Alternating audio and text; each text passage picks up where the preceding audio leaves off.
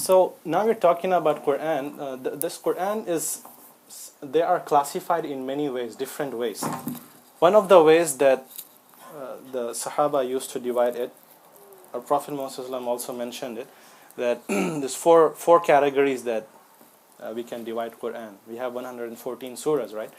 So first one is called Tiwal, verse, chapter, first 8 chapters, and then Tiwal basically means Tawil, you know it, right? It's like long, Tuwal. Tawil is also an Arabic word. So this one is Tuwal, basically. That's what you're saying. Toy, yeah. So that one is, it means long. So these, we know that the starting surahs are very long, so that's why it is called Tuwal.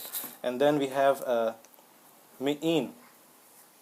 This comes from the Mia, the 100. Mia means 100. So most of these surahs in this category, surah number 9, Tawbah to 35 is Fatiha. So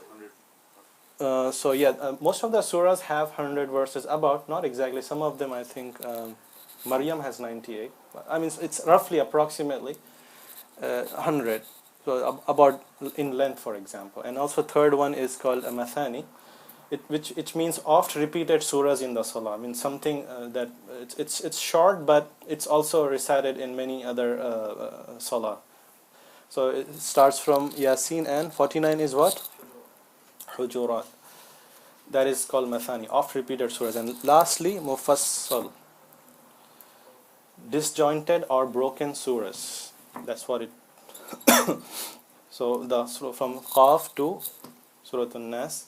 And why is it called disjointed or broken? Because they are broken by what?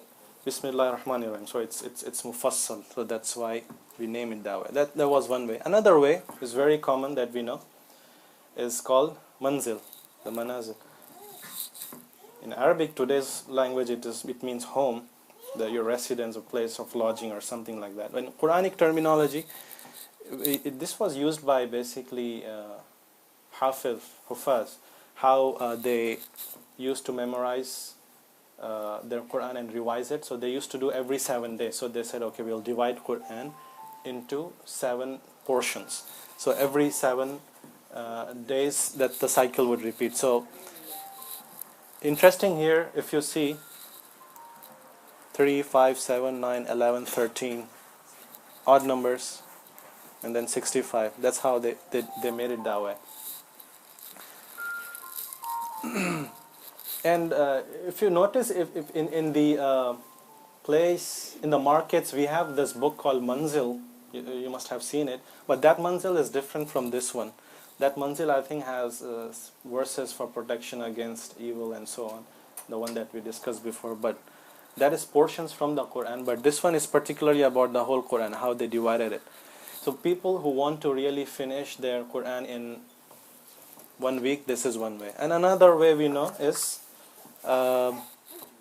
juz, the commonly known juz. How many juz do we have in Quran? 30 juz. This is for people, organized for people who like to finish their Quran in 1 month, for example. So it's very easy for them. 30 days in a month, 30 juz in Quran. It's easy to keep up that way. Hizb, very common. This is used, I think, in Medina Printing Complex, that book. 60 instead of 30, this is 60 hizb. So again, for people who want to finish it in 2 months. And ruba is also a similar thing. It's about 4 of a juz, so 120 ruba. So 4 months, you can say, finish Quran. And ruku, nothing found in the Quran of the Indian subcontinent or and those places. Basically, to help people, like when they are reading salah, in the salah, they want to know where to stop and where to end. So ruku is like 2-3 paragraphs, you can say. So it's easy in 1 rakah how much you can recite. So that's one thing. And hizb is also sometimes divided into 4 parts, probably like 1/8 of a juz and so on. Some terms that you need to be familiar with. It's again not part of the original Quran that was revealed to Prophet Muhammad sallallahu alaihi wasallam. This was made by scholars so that it is easy for us to read, recite, memorize, and so on.